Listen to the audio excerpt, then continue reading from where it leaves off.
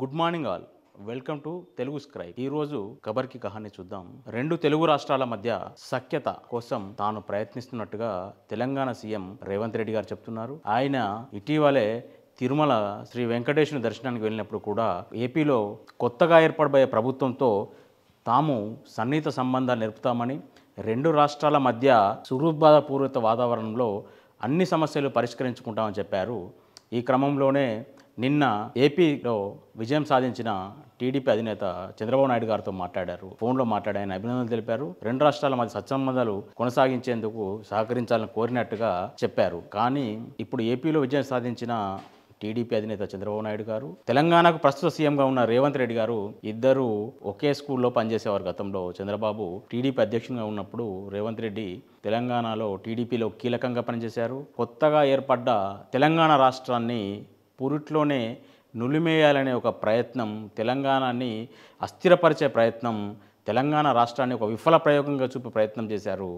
ఈ క్రమంలోనే బలం లేకపోయినా ఎమ్మెల్యే కోట ఎమ్మెల్సీ ఎన్నికల్లో పోటీకి సిద్ధపడి ఇప్పుడు ప్రభుత్వ ప్రధాన సలహాదారుగా ఉన్న వేం నరేందర్ రెడ్డి గారిని అప్పుడు టీడీపీ నుంచి ఎమ్మెల్యే కోటాలో ఎమ్మెల్సీగా పోటీకి దించి ఎమ్మెల్యేల కొనుగోలుకి ప్రయత్నించారు.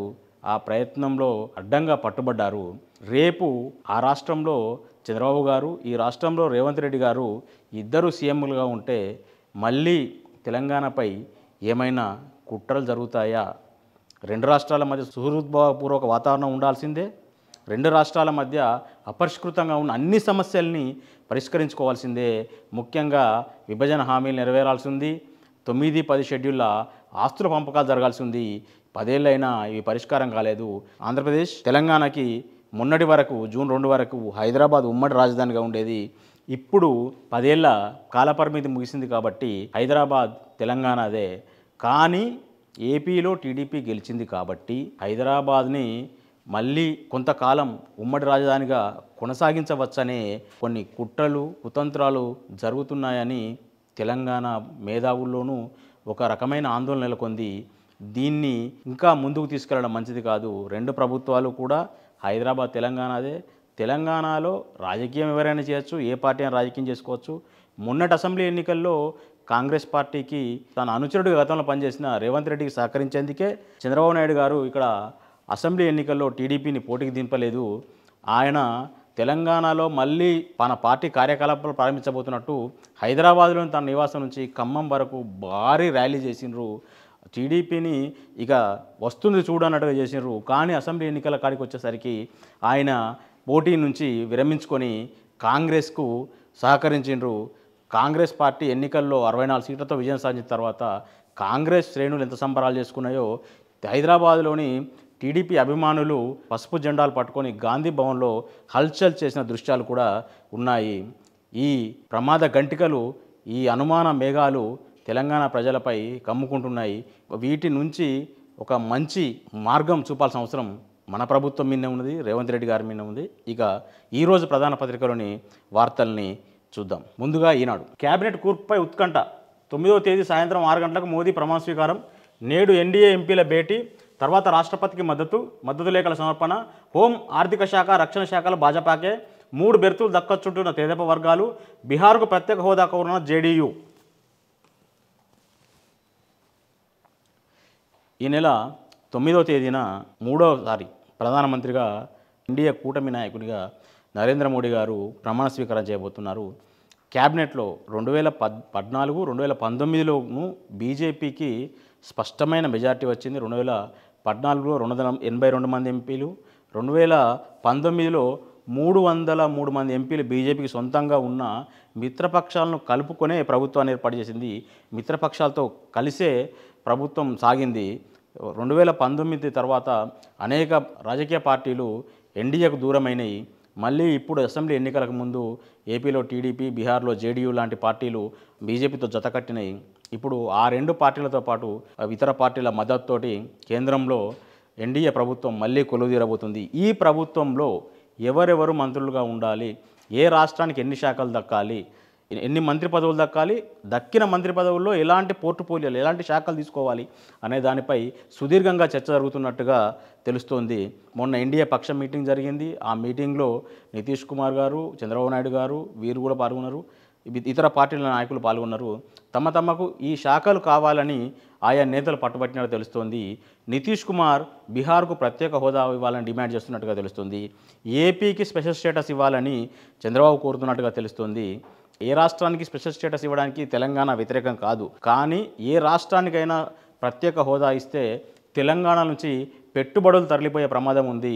అక్కడ పారిశ్రామికవేత్తలకు ఇచ్చే రాయితీలు, వాళ్ళకి ఇచ్చే ఉద్దీపనలతోని తెలంగాణలో ముఖ్యంగా హైదరాబాద్ నుంచి, తెలంగాణ గ్రామీణ జిల్లాల నుంచి ఇండస్ట్రీస్ తరలిపోతే ఇక్కడ యువత ఉపాధి అవకాశాలను కోల్పోతారు. ఆ ప్రమాదం తెలంగాణకు పొంచి ఉంది.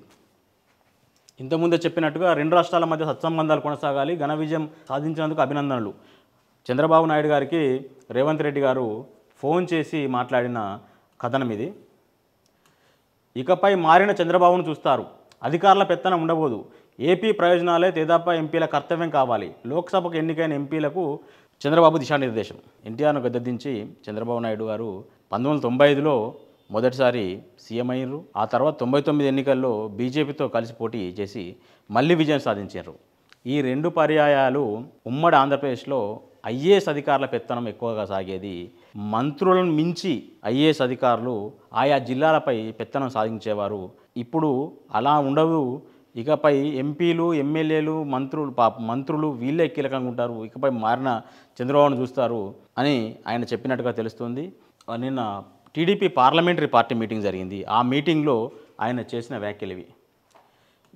నిన్న 8, నేడు 8, రేపు 88. వచ్చే అసెంబ్లీ ఎన్నికల్లో మాదే విజయం. మేము మరింతగా పనిచేయాలని ప్రజల సందేశం. బీజేపీ రాష్ట్ర అధ్యక్షుడు కిషన్ రెడ్డి గారు మాట్లాడిన వ్యాఖ్యలు ఇవి. ఎమ్మెల్యే ఎన్నికల్లో 8 సీట్లు గెలిచినాం. ఎంపీ ఎన్నికల్లో 8 సీట్లు గెలిచినాం. రేపు అంటే 2028లో జరగబోయే అసెంబ్లీ ఎన్నికల్లో తెలంగాణలో 88 సీట్లతో తాము అధికారంలోకి రాబోతున్నట్టుగా ఆ పార్టీ క్యాడర్కి జోషిచ్చేలా ఆయన మాట్లాడిన వార్త అది. రెండో ప్రాధాన్య ఓట్లతోనే ఎమ్మెల్సీ ఫలితం తేలేది. మొదటి ప్రాధాన్య ఓట్లలో తీన్మార్ మల్లన్నకు 18,565 ఓట్ల మెజార్టీ. తర్వాత స్థానంలో రాకేష్ రెడ్డి, బీఆర్ఎస్ అభ్యర్థి రాకేష్ రెడ్డి రెండో స్థానంలో ఉన్నాడు. రెండో ప్రాధాన్యత ఓట్లతోనే ఫలితం ఏంటో తెలియబోతుందని తెలుస్తుంది. ఎలిమినేషన్ ప్రక్రియ ఆల్రెడీ కొనసాగుతుంది. ఈరోజు సాయంత్రానికి నల్గొండ, ఖమ్మం, వరంగల్ గ్రాడ్యుయేట్ ఎమ్మెల్సీ ఉప ఎన్నికల ఫలితాలు వెలువడే అవకాశం ఉంది. 19,000 మందికి పదోన్నతులు. సీఎం ఆమోదానికి ఉపాధ్యాయుల ప్రమోషన్లు, బదిలీల దస్త్రం. నేడో రేపో షెడ్యూల్ వెలువడే అవకాశం. టీచర్లు సుదీర్ఘకాలంగా ప్రమోషన్లు, ట్రాన్స్ఫర్ల కోసం ఎదురు చూస్తున్నారు. వరుస ఎన్నికలు, రకరకాల కారణాలతోటి వాటిపై నిషేధం కొనసాగుతుంది. అది ఇప్పుడు 19,000 మంది టీచర్లకి ప్రమోషన్లు వచ్చే అవకాశం ఉంది అనే వార్త. ఉమ్మడి మెదక్, ఆదిలాబాద్ జిల్లాలో భారీ వర్షాలు. మహబూబ్నగర్, వరంగల్ పరిధిలోనూ వానలు. అలంపూర్లో అత్యధికంగా 10 సెంటీమీటర్ల వర్షం. రాష్ట్ర వ్యాప్తంగా పిడుగుపాటుకు 9 మంది మృతి. మెదక్ వరకు నైరుతి విస్తరణ. నేడు, రేపు, ఎల్లుండి ఓ మోస్తారు వర్షాలు. రాష్ట్రంలో వానాకాలం మొదలైపోయింది. వరుసగా వర్షాలు కురుస్తున్నాయి. నైరుతి ఋతుపవనాల ప్రవేశంతో వాతావరణం చల్లబడింది. ఇన్నాళ్ళు విపరీతమైన వేడి, ఎండ, ఉక్కపోతని అల్లాడిన ప్రజలు ఉపశమనం చెందుతున్నారు. అదే సమయంలో కురుస్తున్న వర్షాల వల్ల వరుసగా ప్రమాదాలు చోటు చేసుకుంటున్నాయి. ప్రభుత్వం ప్రాణనష్టం జరగకుండా, భారీ వర్షాల వల్ల ప్రాణనష్టం జరగకుండా ముందస్తు చర్యలు చేపట్టాలని. నెక్స్ట్, నమస్తే తెలంగాణ. రైతు భరోసా ఏది? ప్రారంభమైన వానాకాలం, రైతుల ఎదురుచూపు. పెట్టుబడి సాయంపై ప్రభుత్వ కార్యాచరణ నీళ్లు. ఈ సీజన్లో ఎప్పుడేస్తారన్న దానిపై లేని స్పష్టత. కొత్త నిబంధనలు పెడతామన్న సీఎం రేవంత్. కౌలు రైతుల గుర్తింపైన కొరవైన స్పష్టత. కొత్త దరఖాస్తుల స్వీకరణపై లేని క్లారిటీ. కౌలు రైతులపై స్పష్టత లేదు. ప్రభుత్వం కేసీఆర్ ముఖ్యమంత్రిగా ఉన్నప్పుడు రైతులకి ప్రోత్సాహాన్ని ఇవ్వడానికి వాళ్ళు పెట్టుబడి సాయం కోసం వడ్డీ వ్యాపారాలపై ఆధారపడకుండా ఉండేందుకు ఒక్క ఎకరానికి ఒక సీజన్కి 4,000 రూపాయల ఆర్థిక సాయంతో రైతు బంధు కార్యక్రమాన్ని ప్రారంభించారు. తర్వాత దాన్ని ఎకరానికి 5,000 పెంచారు. ఏటా ఒక ఎకరానికి 10,000 చొప్పున సాయం ఇస్తూ ఉండేవారు. మొన్న అసెంబ్లీ ఎన్నికలకు ముందు కాంగ్రెస్ పార్టీ తాము ఈ ఎన్నికల్లో విజయం సాధిస్తే రైతులకి ఎకరానికి ఏడాదికి 15,000 రైతు భరోసా, కౌలు రైతులకి 12,000 ఆర్థిక సాయం, రైతు కూలీలకు సాయం చేస్తామని హామీ ఇచ్చింది. కానీ ఇంతవరకు ఆ రైతు భరోసా ఎట్లా ఇస్తారు, దాని విధి విధానాలేంటి, ఎవరికి ఇస్తారు అనే దానిపై స్పష్టత లేదు. మొన్నటి వరకు 5 ఎకరాల లోపే ఇస్తాం అని ఆ ప్రభుత్వంలోని మంత్రులు వాళ్ళు కొన్ని వ్యాఖ్యలు చేసినట్టు మీడియా సమక్షంలోనే మాట్లాడినరు. కొంతమంది చిట్చాట్గా మాట్లాడినరు, కొంతమంది ఓపెన్గానే మాట్లాడినరు. 5 ఎకరాల వరకే సీలింగ్ పెట్టాలనుకుంటున్నాం, రాళ్ళు రప్పలు అట్లాంటి భూములకు కేసీఆర్ ఇచ్చిండు, మేము ఇయ్యబోము అన్నారు. ఇంకోటి అసలు ఎవరు పంట సాగు చేస్తే వాళ్ళకే ఇస్తాం, పంట సాగు చేయని వాళ్ళకి రైతు మన సాయం ఇచ్చేది లేదు, రైతు భరోసా ఇచ్చేది లేదని కూడా చెప్పినారు. కానీ అసలు ఆ రైతు భరోసా ఎట్లిస్తారు, ఎవరికి ఇస్తారు అనే దాని మీద ఇంతవరకు వ్యవసాయ శాఖ ఎలాంటి కార్యాచరణ రూపొందించలేదు. అసలు ఎప్పుడు ఇస్తారనే దాని మీద కూడా స్పష్టత లేదు. ఇంతకుముందు కేసీఆర్ ప్రభుత్వంలో ఉన్నప్పుడు 90% మంది చిన్న రైతులకి 10 ఎకరాల లోపు ఉన్న వారికి పంట సీజన్ ప్రారంభమవుతూనే రైతు బంధు సాయాన్ని ఇచ్చేవాళ్ళు. కాస్త పెద్ద రైతులకు ఆలస్యమైన మాట నిజం. కానీ ఇప్పటి వరకు ఈ రేవంత్ రెడ్డి ప్రభుత్వం వచ్చిన తర్వాత మొన్న యాసంగి సీజన్లో రైతు భరోసా సాయాన్ని పార్లమెంట్ ఎన్నికల వరకు కూడా వాళ్ళ ఖాతాలో జమ చేస్తూ పోయింది. ఇది పరిస్థితి. ఇట్నే అయితే వానాకాలం పంట పెట్టుబడి కోసం రైతులు మళ్ళీ వడ్డీ వ్యాపారులకు దగ్గరికి వెళ్ళి అధిక వడ్డీకి అప్పులు తెచ్చుకోక తప్పని పరిస్థితి నెలకొంది. ప్రాణాలు తీసిన పిడుగుల వాన, రాష్ట్ర వ్యాప్తంగా 9 మంది మృత్యువాత, కొనుగోలు కేంద్రాలు తడిసిన ధాన్యం, 3-4 రోజుల్లో రాష్ట్రమంతటా వర్షాలు. నిన్న కురిసిన భారీ వర్షాలు పిడుగుపాట్లకి రాష్ట్ర వ్యాప్తంగా 9 మంది మృత్యువాత పడ్డారు. ఇందులో ఎక్కువ మంది పొలాల్లో పనిచేసుకునే రైతు కూలీలే ఉన్నారు. ప్రభుత్వం ఎప్పటికప్పుడు అలర్ట్ చేస్తూ వాతావరణ శాఖ ద్వారా ప్రాణ నష్టం జరగకుండా కొన్ని జాగ్రత్తలు తీసుకోవాలి. ఇప్పటికి కూడా యాసంగి పంట కొనలే, వడ్లన్నీ కొనుగోలు కేంద్రాలనే ఉన్నాయి. కొన్న పంటను లిఫ్ట్ చేసి రైస్ మిల్లులకు తరలించలే, అవి అక్కడే ఉన్నాయి. దీంతో రైతుల ధాన్యం తడిసింది. రంగు మారిన తడిసిన ధాన్యాన్ని ప్రభుత్వం కొనడానికి అంత సంసిద్ధంగా లేదు. దీంతో రైతులు ఇబ్బంది పడుతున్నారు. భవిష్యత్ కార్యాచరణపై బీఆర్ఎస్ సమాలోచన, ముఖ్య నేతలో బీఆర్ఎస్ చీఫ్ కేసీఆర్ చర్చలు. వెన్నుపోటు పొడిచిన వారిని ఉపేక్షించొద్దు, కఠినంగా వ్యవహరించాల్సిందే ముఖ్య నేతలు. దిగువ శ్రేణి నేతలకు ఫోన్ చేసి కేసీఆర్ భరోసా.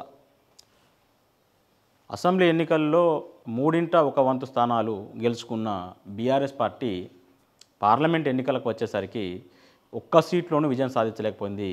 9 సిట్టింగ్ స్థానాలను కోల్పోయింది. ఓటు శాతంలోనూ దెబ్బతింది. దీంతో బీఆర్ఎస్ శ్రేణులు నైరాశ్యంలో పడిపోకుండా వారికి బూస్టింగ్ ఇచ్చేందుకు పార్టీ చీఫ్ కేసీఆర్ రంగంలోకి దిగారు. నిన్న తన నివాసంలో పార్టీ ముఖ్య నాయకులందరినీ పిలిపించి వారితో మాట్లాడినరు. ఏంది, ఎట్లా జరిగింది, ఎక్కడేం జరిగింది అనే దానిపై, ఓటింగ్ ఫ్యాక్టర్ ఏంటి, ఓటింగ్ తగ్గడానికి కారణాలు ఏంటి అనే దానిపై పార్టీ ద్వితీయ శ్రేణి నాయకులు సెకండ్ క్యాడర్తో కూడా ఆయన ఫోన్లో మాట్లాడారు. రాబోయే రోజులలో గోడకు కొట్టిన బంతిలా తిరిగి వస్తాం, మళ్ళీ రాష్ట్రంలో అధికారం చేజిక్కించుకుంటాం, త్వరలోనే తాను కార్యకర్తలు ప్రజల మధ్య కూడా వస్తానని కేసీఆర్ వాళ్ళకు భరోసా ఇచ్చిండు. ఎవరు అధైర్యపడద్దని చెప్పిండు. ఎమ్మెల్సీ కౌంటింగ్లో అవకతవకలు, పొంతన కుదరని కౌంటింగ్ లెక్కలు, అధికారుల తీరుపై అభ్యర్థుల అనుమానం, ఎన్నికల సంఘానికి బీఆర్ఎస్ ఫిర్యాదు, నిలదీసిన మాజీ ఎమ్మెల్యేపై కేసు నమోదు, తొలి ప్రాధాన్య ఓట్ల తేలని ఫలితం, తీన్మార్ మల్లనకు స్వల్పాధిక్యం, 2వ స్థానంలో బీఆర్ఎస్ అభ్యర్థి రాకేష్ రెడ్డి, లెక్కిస్తున్న ద్వితీయ ప్రాధాన్య ఓట్లు, నేటి మధ్యాహ్నానికి తుది ఫలితం. కౌంటింగ్పై తమ అభ్యంతరాలను ఎస్పీ చందనాదీప్తికి వివరిస్తున్న రాకేష్ రెడ్డి, నల్గొండ మాజీ MLA Bhupal Reddy. MLC Nalgonda, Warangal, Khammam graduate MLC ఉప ఎన్నిక ఓట్లను నల్గొండ జిల్లా కేంద్రంలో లెక్కిస్తున్నారు. ఈ లెక్కించే క్రమంలో రిటర్నింగ్ ఆఫీసర్ అధికార పార్టీ అభ్యర్థికి సానుకూలంగా వ్యవహరిస్తున్నాడని బీఆర్ఎస్ నాయకులు ఆందోళన వ్యక్తం చేస్తున్నారు. కొన్ని ఓట్లని, చెల్లుబాటు కాని ఓట్లను కూడా కాంగ్రెస్ అభ్యర్థి ఖాతాలో వేస్తున్నారని ఆందోళన చేస్తే నల్గొండ మాజీ ఎమ్మెల్యేపై ఏఆర్ఓ ఫిర్యాదు మేరకు అక్కడ స్థానిక పోలీస్ స్టేషన్లో కేసు పెట్టినారు. దీని మీద ఆగ్రహం వ్యక్తం చేసిన టీఆర్ఎస్ పార్టీ సీఈఓను వికాసరాజును కలిసి కంప్లైంట్ చేసింది, కఠిన చర్యలు తీసుకోవాలని కోరింది. దానికి సంబంధించిన కథనం ఇది. బదిలీల బుగులు, రాష్ట్ర వ్యాప్తంగా అయోమయంలో అధికార యంత్రాంగం, ఎక్కడికెక్కడ స్తంభించిన పాలన, ఫైలు ముట్టుకోని అధికారులు, ప్రభుత్వం మారడంతో గతంలోనే ఓసారి సమూల మార్పులు, ఆపై వరుస ఎన్నికల ధర్మిలా సీరియస్గా తీసుకున్న సర్కారు, తాజాగా ఎన్నికల కోడ్ ముగియడంతో మళ్లీ మార్పులకు రంగం సిద్ధం. 6 నెలల్లోనే రెండోసారి భారీ బదిలీలతో యంత్రాంగం మెంబేలు, సాగు సీజన్, పాఠశాలల పునఃప్రారంభ సమయంలో సందిగ్ధం. నిరుడు డిసెంబర్లో బీఆర్ఎస్ ప్రభుత్వం గద్దె దిగి కాంగ్రెస్ పార్టీ ప్రభుత్వం అధికారంలోకి వచ్చింది. రేవంత్ రెడ్డి గారు సీఎం అయ్యారు. ఆయన సీఎం కాగానే పాలనలో తన మార్క్ చూపించాలని ఒకరిద్దరు ఉన్నతాధికారులను మినహాయిస్తే మిగతా చాలామంది ఆఫీసర్లని ట్రాన్స్ఫర్ చేసిండ్రు. జిల్లా కలెక్టర్లు, ఎస్పీలు, పోలీస్ కమిషనర్లను కూడా తప్పించి వారి స్థానంలో కొత్త వాళ్లకు పోస్టింగ్ ఇచ్చిండ్రు. ఇప్పుడు మళ్ళీ రాష్ట్ర వ్యాప్తంగా ఇప్పుడు పార్లమెంట్ ఎన్నికల కోడ్ నిన్నటితో ముగిసింది. రాష్ట్ర వ్యాప్తంగా అధికారులు, ఉద్యోగుల బదిలీలకు రంగం సిద్ధమైంది. ఎవరిని ఎక్కడ పెట్టాలి, ఏం చేయాలి అనే దాని మీద ఇప్పటికే అన్ని ఫైళ్లు రెడీ అయినట్టుగా సెక్రటేరియట్ వర్గాలు చెప్తున్నాయి. 1-2 రోజుల్లోనే బదిలీల ఉత్తర్వులు ఉంటాయని వార్త. దీంతో తమను ఎక్కడికి పంపుతారు తెలియక అధికారులు, ఉద్యోగులు ఆందోళన చెందుతున్నారు. ఈ ట్రాన్స్ఫర్లు ఏవో అసలు ఎన్నికల షెడ్యూల్ కంటే ముందే చేస్తే తాము అక్కడ పోయి సెటిల్ అయ్యే వాళ్ళం, పిల్లలకు స్కూళ్ళు వాటి కోసం అన్నీ చూసుకుంటోళ్ళం. ఇప్పుడు స్కూళ్ళు ప్రారంభమైన తర్వాత ట్రాన్స్ఫర్ చేస్తే ఇవన్నీ ఇబ్బందులు వస్తాయనే ఆందోళనలో ఉద్యోగులు, అధికారులు ఉన్నారు. గ్రూప్ 1 పరీక్షకు 897 కేంద్రాలు, హాజరు కానున్న 4.03 లక్షల మంది అభ్యర్థులు. నోడల్ ఆఫీసర్గా అదనపు కలెక్టర్, ఒక పోలీస్ అధికారి, ప్రతి 20 కేంద్రాలకు ఒక రీజనల్ కోఆర్డినేటర్. పరీక్షల ఏర్పాట్లపై సీఎస్ వీడియో కాన్ఫరెన్స్లో టీజీపీఎస్సీ చైర్మన్ మహేందర్ రెడ్డి వెల్లడి. ఈ నెల 9న గ్రూప్ 1 పరీక్ష ఉంది. దీనికి 4 లక్షల మంది హాజరు కానున్నారు. ఆ పరీక్షను పకడ్బందీగా నిర్వహించేందుకు ఏర్పాట్లు చేస్తున్నామన్న వార్త ఇది. సిరిసిల్ల అర్బన్ బ్యాంక్ ఎన్నికల్లో బీఆర్ఎస్ జయకథనం. 12 స్థానాల్లో 8 మంది అభ్యర్థి గెలుపు. బీఆర్ఎస్కే ఇండిపెండెంట్ అభ్యర్థి మద్దతు. బీఆర్ఎస్ డైరెక్టర్ కిడ్నాప్కు బీజేపీ యత్నం. పోలీసుల లాఠీచార్జ్, నేతలకు గాయాలు. సిరిసిల్ల అర్బన్ బ్యాంక్ ఎన్నికల్లో బీఆర్ఎస్ విజయం సాధించింది. పార్లమెంట్ ఎన్నికల్లో ఓటమితో అది కేటీఆర్ గారు ప్రాతినిధ్యం వహిస్తున్న నియోజకవర్గం సిరిసిల్ల. అక్కడ పార్లమెంట్ ఎన్నికల్లో కరీంనగర్ లోక్సభ స్థానాన్ని బీఆర్ఎస్ కోల్పోయింది. ఇప్పుడు అర్బన్ బ్యాంక్ ఎన్నికల్లో ఆ పార్టీ విజయం సాధించడంతో నైతికంగా ఆ పార్టీ శ్రేణులకు కొంత స్థైర్యం వచ్చినట్టు అయింది. అర్బన్ బ్యాంకు బీఆర్ఎస్ కైవసం చేసుకోబోతుంది. మోదీకి సంకీర్ణ సెగ. ప్రభుత్వం ఏర్పాటు కాకముందే ఎన్డీఏ కూటమిలో కాకమొదలు. అగ్నిపథ్ పథకాన్ని సమీక్షాలన్న భాగస్వామ్య పక్షాలు NDA, LJP. Convener post demand చేస్తున్న టీడీపీ. నరేంద్ర మోడీ గారు ఇంకా గద్దెనెక్కలే. మూడోసారి ప్రధానమంత్రిగా ప్రమాణ స్వీకారం చేయలేదు. ఆయననే ఎన్డీఏ పక్ష నాయకునిగా ఎన్నుకున్నారు. ఈరోజు రాష్ట్రపతి ద్రౌపది ముర్ము గారిని కలిసి తమ మద్దతు లేఖలను ఇవ్వబోతున్నారు. ఆయన రేపు ప్రమాణ స్వీకారం చేసే అవకాశం ఉంది. కానీ ఆయన గద్దెనెక్కక ముందే కూటమిలో లుకలుకలు మొదలైనవి. ఎందుకు? 2 పర్యాయాలు బీజేపీ ఏకపక్షంగా విజయం సాధించింది. సొంతగా మ్యాజిక్ ఫిగర్ను చేరుకుంది. మ్యాజిక్ ఫిగర్ మించి స్థానాలు సాధించింది. ఇప్పుడు ఆ పార్టీకి 32 మంది ఎంపీలు ఇతర పార్టీలు అంటే భాగస్వామ్య పక్షాల నుంచి కానీ వేరే పార్టీ నుంచి కానీ మద్దతు ఇస్తే తప్ప ఆ ప్రభుత్వం మనుగడ సాగించే అవకాశం లేదు. దీన్ని అదునుగా తీసుకున్న భాగస్వామ్య పక్షాలు బీజేపీ ప్రభుత్వం అగ్నిపథ్ అంటే సైన్యంలో కూడా అవుట్సోర్సింగ్ పద్ధతిలో టెంపరరీ నియామకాలు చేపట్టే ప్రక్రియను సమూలంగా మార్చేయాలని, రెగ్యులర్ పద్ధతిలో ఆర్మీ జవాన్ల రిక్రూట్మెంట్ జరగాలని జేడీఎస్, ఎల్జేపీ బీహార్ నుంచి ఎక్కువ మంది సైన్యంలో ఉంటారు. ఉత్తరప్రదేశ్ నుంచి వెళ్ళి పంజాబ్ నుంచి కూడా ఎక్కువ మంది సైన్యంలో ఉంటారు. బీజేపీ పంజాబ్లో, ఉత్తరప్రదేశ్లో దారుణంగా దెబ్బతినడం వెనుక అగ్నిపథ్ ఒకటి, రైతుల ఆందోళనలు ఒకటి, ఈ 2 కూడా కారణమని చెప్తున్నారు. ఈ నేపథ్యంలో మరి నరేంద్ర మోడీ ఏం చేస్తాడు? తాను తెచ్చిన అగ్నిపథ్ను, అగ్నివీరులను, ఆ స్కీమ్లను రద్దు చేసి రెగ్యులర్ ప్రాతిపదికన సైన్యం నియామకాలు చేపడతారా చూడాల్సి ఉంది. ఇంకొకటి, ఎన్డీఏ కన్వీనర్గా తాను ఉంటానని చంద్రబాబు పట్టుబడుతున్నట్టుగా తెలుస్తుంది. అంతకుముందు యునైటెడ్ ఫ్రంట్ కన్వీనర్గా కూడా ఆయన వ్యవహరించిండు. ఇప్పుడు మళ్ళీ కేంద్రంలో తాను చక్రం తిప్పాలనే ఉద్దేశంతో ఎన్డీఏ కన్వీనర్ పోస్ట్ తనకే ఇవ్వాలని జాతీయ స్థాయిలో ఎన్డీఏ పార్టీలను తానే కోఆర్డినేట్ చేస్తానని ఆయన కోరుతున్నట్టుగా తెలుస్తుంది. ఈ కప్పల తక్కడ లాంటి పొత్తుల ప్రభుత్వం మరి చివరి వరకు కొనసాగుతుందా? మధ్యలో వీళ్ళు జంప్ అయి ఇండియా కూటమికి ఊపిరినిస్తారా?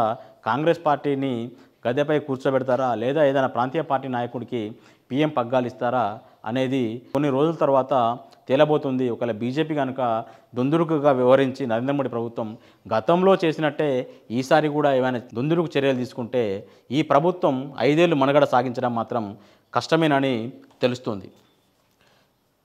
మోడీ ప్రమాణానికి వివిధ దేశాధినేతలను కూడా ఆహ్వానిస్తున్నారు. లంచానికి ఈఎంఐలు. గుజరాత్లో లంచగొండ అధికారుల నయా స్కీమ్. బాధితులపై ఆర్థిక భారం పడకుండా ఉదారత. ఈ ఏడాది విపరీతంగా పెరిగిన ఈ తరహా అవినీతి. ప్రధాని నరేంద్ర మోడీ, హోంమంత్రి అమిత్ షాల సొంత రాష్ట్రం గుజరాత్లో అవినీతి ఏ స్థాయిలో సాగుతోంది? లంచగొండి అధికారులు ప్రజలకు పనుల కోసం వచ్చే వాళ్ళ మీద ఆర్థిక భారం పడకుండా నెల నెల కొంత లంచం ఇచ్చేలా ఈఎంఐ స్కీములు పెట్టారంటే పరిస్థితి ఎంత దారుణంగా ఉందో అర్థం చేసుకోవచ్చు.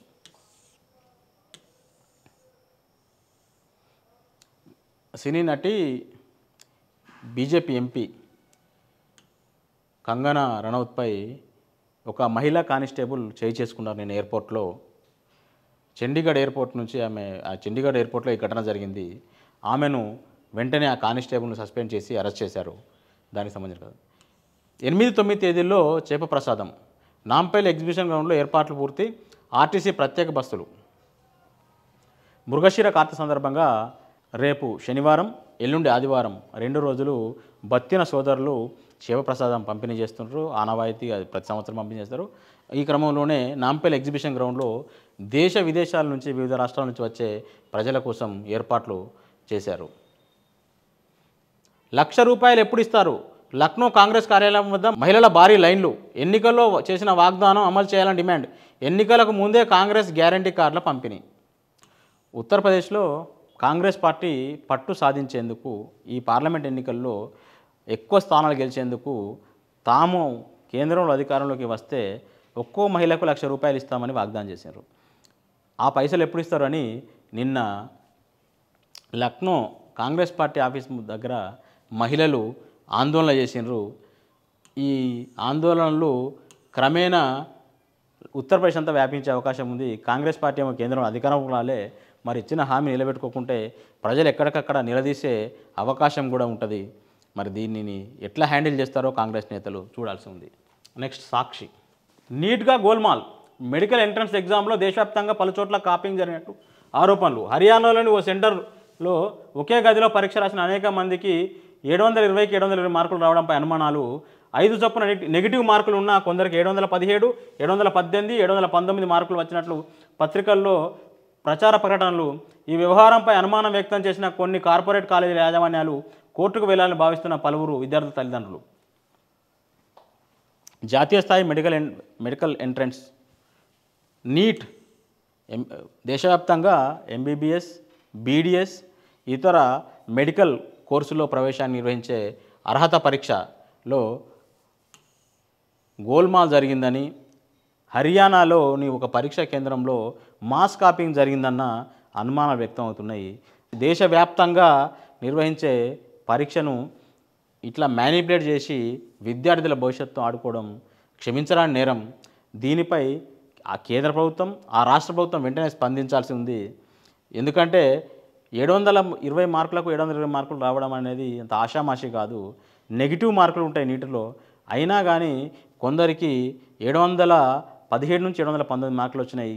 అంటే దీని వెనుక మాస్ కాపింగే జరిగిందనే ఆరోపణలు ఉన్నాయి. దీనిపై విద్యార్థుల తల్లిదండ్రులు, ఎవరికైతే తక్కువ మార్కులు వచ్చాయో ఆ విద్యార్థి తల్లిదండ్రులు కోర్టును ఆశ్రయించడానికి అవకాశం ఉంది. సమ్మక్క నుంచి అనుసంధానం. ఇచ్చంపల్లి బ్యారేజ్ నిర్మాణంపై కేంద్రం పునరాలోచన. తెలంగాణ చేసిన ప్రతిపాదనలు పరిశీలిస్తున్న ఎన్డబ్ల్యూడీఏ. సమ్మక్క నీటి వినియోగంపై లెక్కలు కోరిన కేంద్రం. సమ్మక్క సాగర్ తుపాకులగూడెం బ్యారేజీ నుంచి గోదావరి, కృష్ణ, పెన్న, కావేరీ లింకు చేసుకోవాలని తెలంగాణ ప్రభుత్వం మొదటి నుంచి చెప్తుంది. కానీ కేంద్ర ప్రభుత్వం, ముఖ్యంగా ఈ నదుల అనుసంధానానికి టాస్క్ ఫోర్స్ చైర్మన్గా ఉన్న మన తెలుగు రాష్ట్రాలకు చెందిన శ్రీరామ్ వెదిరే గారు లేదు మేము ఇచ్చంపల్లి వద్దనే బ్యారేజ్ నిర్మిస్తాం, అక్కడి నుంచి తీసుకుపోతాం అని పదే పదే చెప్పిండు. ఎన్డబ్ల్యూడిఏ కూడా మన రాష్ట్రానికి చేసిన పలు కమ్యూనికేషన్లలో పలు లేఖల్లో అదే చెప్తూ వచ్చిండ్రు. బీఆర్ఎస్ ప్రభుత్వం ఉన్న రోజులు తాము ఎట్టి పరిస్థితుల్లోనూ ఇచ్చంపల్లి నిర్మాణానికి ఒప్పుకోబోమని, అవసరమైతే సమ్మక్క సారథి నుంచి చేసుకోవాలని చెప్పిండ్రు. కొత్త ప్రభుత్వం కూడా అట్లనే ప్రతిపాదనలు పంపినట్టుగా చెప్తున్నారు, కానీ ప్రభుత్వ పెద్దలు ఎవరు దీని మీద అధికారికంగా అసలు మాట్లాడలేదు. అట్టెట్లా కడతారు ఇచ్చంపల్లి అని టీఆర్ఎస్ నాయకులే 2-3 సందర్భాల్లో మాట్లాడినారు. ఈ నేపథ్యంలో ఇది రాజకీయంగా ఏమన్నా వైషమ్యాలకు దారితీస్తుందనే ఉద్దేశంతో ఇప్పుడు తెలంగాణ ప్రభుత్వం నిర్మించిన సమ్మక్క సాగర్ బ్యారేజ్ నుంచే గోదావరి కావేరీ నదులు అనుసంధానం చేయనున్నారు. దీంట్లో తెలంగాణ కూడా కొంత వాటా దక్కుతుంది. తెలంగాణ, ఏపీ, చెన్నై తాగునీటితో పాటు తమిళనాడు రాష్ట్ర సాగునీటి అవసరాలకి నీళ్ళు ఇస్తారు. ఛత్తీస్గఢ్ రాష్ట్రం వినియోగించుకోకుండా ఉన్న నీళ్లలో 142 టీఎంసీలను ఈ గోదావరి కావేరీ అనుసంధానంలో వినియోగిస్తామని కేంద్ర ప్రభుత్వం చెప్తోంది. ఆ తర్వాత మహానది నుంచి గోదావరికి అనుసంధానం చేసి పూర్తిస్థాయి నదుల అనుసంధాన ప్రాజెక్ట్ చేపడతామని చెప్తుంది. కొడంగల్ సామర్థ్యం పెంపు 2.1 టీఎంసీల నుంచి 4.02 టీఎంసీల నిల్వకు వీలుగా చెరువుల అభివృద్ధి 2945.5 కోట్ల నుంచి 4350 కోట్లకు పెరిగిన అంచనా వ్యయం. రాష్ట్ర ప్రభుత్వ నిర్ణయం, త్వరలో టెండర్లకు ఆహ్వానం. కొడంగల్ నారాయణపేట్ లిఫ్ట్ స్కీమ్ ఇదేం కొత్తది కాదు. ఉమ్మడి ఆంధ్రప్రదేశ్లోనే దీని మీద ప్రతిపాదనలు తీసుకున్నారు, సర్వే చేసినారు. తర్వాత ఈ ప్రాజెక్ట్ని, ఈ కొడంగల్ నారాయణపేట లిఫ్ట్ స్కీమ్ను మళ్ళీ పాలమూరు రంగారెడ్డిలో కలిపేసి పాలమూరు రంగారెడ్డి ద్వారా ఈ కొడంగల్ ప్రాంతానికి, కొడంగల్ నారాయణపేట ఆ ప్రాంతానికి నీళ్ళు ఇవ్వడానికి ప్రతిపాదనలు టెండర్లు కూడా పిలిచినారు. తర్వాత బీఆర్ఎస్ ప్రభుత్వం పోయి కాంగ్రెస్ ప్రభుత్వం వచ్చిన తర్వాత రేవంత్ రెడ్డి గారు కొడంగల్ నుంచి ఎమ్మెల్యేగా ఉన్నారు కాబట్టి ఆయన ఆ కొడంగల్ నారాయణపేట లిఫ్ట్ స్కీమ్ కావాలని డెడికేటెడ్ లిఫ్ట్ స్కీమ్ కోసం అన్నట్టుగా ఒక కొత్త ప్రాజెక్టు పేరుతోటి ప్రభుత్వం ఒక డ్రామా మొదలుపెట్టింది. దీనికి జూరాల నుంచి నీళ్ళు తీసుకుంటారు, కానీ జూరాల నుంచి ఎక్కడ పంపులు ఉండవు. భీమా లిఫ్ట్ ఇరిగేషన్ స్కీమ్ కోసం పంపులు పెట్టారు. ఆ పంపుల నుంచి ఎత్తిపోసే నీళ్లను మధ్యలో మళ్ళీ పంప్ హౌజులు పెట్టి నీళ్లు తీసుకుంటారు. అంటే భీమా ఆయకట్టు పోగా ఇక్కడ కొడంగల్ నారాయణపేట ఈ ప్రాంతానికి ఆయకట్టుకు నీళ్ళు ఇవ్వాల్సి ఉంటుంది. ఇప్పుడు భీమా కింద పూర్తి స్థాయిలో ఆ ప్రాజెక్టుకే నీళ్ళు రావట్లేదు. అలాంటప్పుడు 4350 కోట్ల వ్యయంతో ఈ ప్రాజెక్ట్ నిర్మిస్తే అది ఎంతవరకు ఫలవంతమైంది అనేది చూడాల్సి ఉంది. ఇందులో భాగంగా ఏమైందంటే వీళ్ళు అలా ఎత్తిపోసిన నీళ్లను నిల్వ చేయడానికి ఒక 4 టీఎంసీ నీళ్లు నిల్వ చేయడానికి ఇప్పటికే ఉన్న చెరువులను కొంత డెవలప్ చేసి వాటిని రిజర్వాయర్లు చేసే ప్రపోజల్ పెట్టింది. ఈ క్రమంలోనే ఒక 1400 కోట్ల నిర్మాణ వ్యయం పెరిగింది.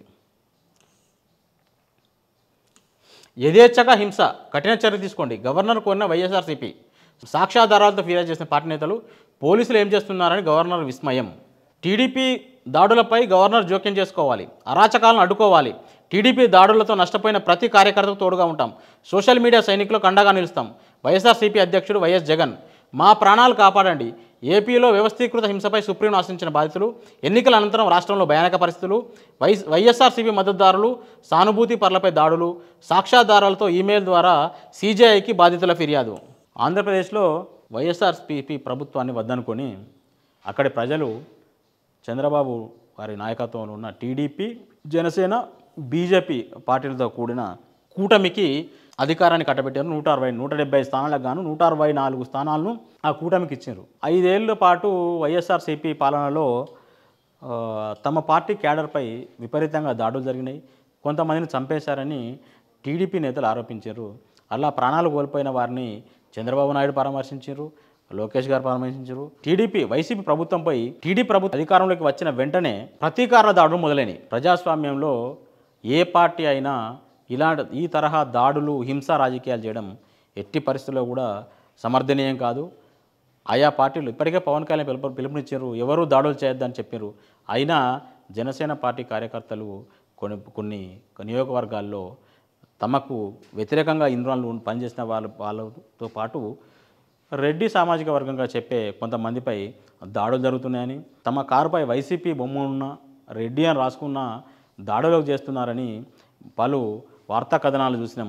వీటిపై వైఎస్ఆర్సీపీ గవర్నర్ ఫిర్యాదు చేయడం తో పాటు సీజీఐ కూడా ఫిర్యాదు చేసింది. చూడాలి వ్యవస్థలు ఎలా స్పందిస్తాయో.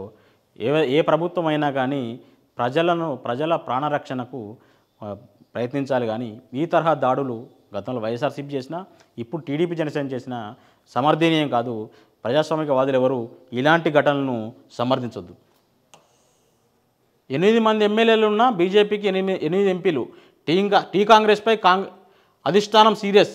మన అదృష్టం 8 మంది ఎమ్మెల్యేలు ఉన్నారు, ఇంకెక్కువ మంది ఎమ్మెల్యేలు ఉంటే ఇంకెక్కువ ఎంపీలు వచ్చేవి అని కాంగ్రెస్ నేతలు అన్నట్టుగా కార్టూన్. స్కూల్పై దాడి, 33 మంది మృతి.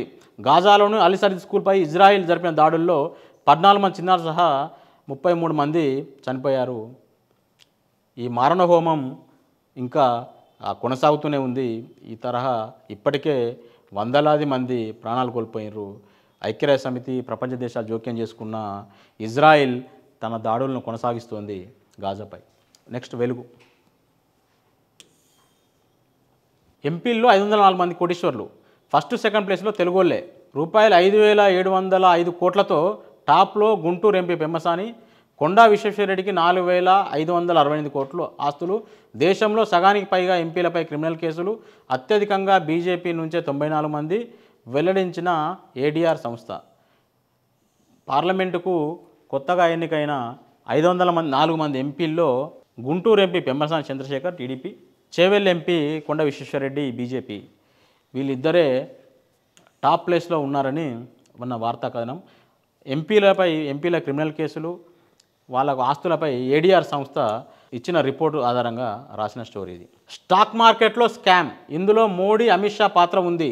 రాహుల్ గాంధీ. బీజేపీకి మెజార్టీ రాదని ఎగ్జిట్ పోల్స్ తప్పని వాళ్ళకు ముందే తెలుసు, అయినా మార్కెట్ విలువ పెరుగుతుందని పదే కామెంట్లు. ఫలితంగా రీటైల్ ఇన్వెస్టర్లకు 30 లక్షల కోట్ల నష్టం, కొంతమంది ఫారిన్ ఇన్వెస్టర్లకు మాత్రం లాభాలు. జాయింట్ పార్లమెంటరీ కమిటీతో విచారణ జరిపించాలని డిమాండ్. రాహుల్ గాంధీ చేసిన ఈ డిమాండు సమర్థనీయమే. ఎందుకంటే ఎగ్జిట్ పోల్స్ను ముందు పెట్టి మొత్తం మార్కెట్కు ఒక హైప్ ఇచ్చారు. నరేంద్ర మోడీ నేతృత్వంలోని బీజేపీ ప్రభుత్వం ఏకపక్ష విజయం సాధించబోతుంది. బీజేపీనే సొంతగా 300 మార్కు దాటి ఎంపీలను గెలుస్తుంది. ఎన్డీఏ కూటమికి 350 నుంచి 360 పైగా స్థానాలు వస్తాయని ఒక ప్రచారాన్ని జాతీయ మీడియా సంస్థలు ఎగ్జిట్ పోల్స్ పేరుతో ప్రసారం చేసినాయి. దీంతో ఫలితాలు వెల్లడయ్యే ముందు రోజు స్టాక్ మార్కెట్లలో ఒక 13 లక్షల కోట్ల లాభాలు జరిగాయి. అంటే ప్రజలకు, ఇన్వెస్టర్లకి లాభాలు వచ్చాయి. కానీ ఓట్ల లెక్కింపు మొదలై ఎర్లీ ట్రెండ్స్ వెలువడుతుండగానే స్టాక్ మార్కెట్లు ఒక్కసారిగా క్రాష్ అయినాయి, కుప్పగూలిపోయినాయి. 30 లక్షల కోట్ల ప్రజల సంపద ఆవిరైంది.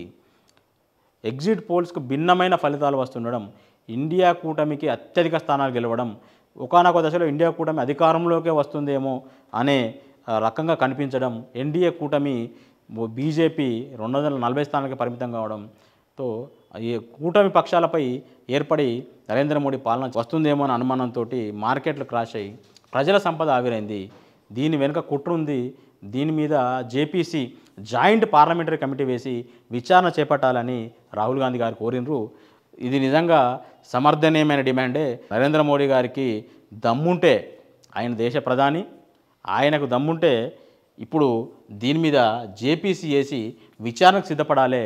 ప్రజల సంపదను ఏ రకంగా దోపిడీ చేసినా అది సమర్థనీయం కాదు. బెర్తుల కోసం పట్టు. మోదీ సంకీర్ణంలో కీలకంగా చంద్రబాబు, నితీష్. 5 మంత్రి పదవులు, స్పీకర్ పోస్ట్ అడుగుతున్న టీడీపీ. ఏపీకి ప్రత్యేక హోదాతో పాటు స్పెషల్ ఫండ్స్. 3 మంత్రి పదవులు ఆశిస్తున్న జేడీయూ, అందులో రైల్వే కూడా. తెరపైకి కామన్ మినిమం ప్రోగ్రాం. వ్యవసాయ శాఖ కోరుతున్న జేడీఎస్. షిండే, చిరాగ్, అనుప్రియ, పవన్ పార్టీలకు పదవులు. కేబినెట్ కూర్పు మీద ఇంతకుముందు చెప్పుకున్నట్టే హస్తినలో ఎక్సర్సైజ్ జరుగుతుంది.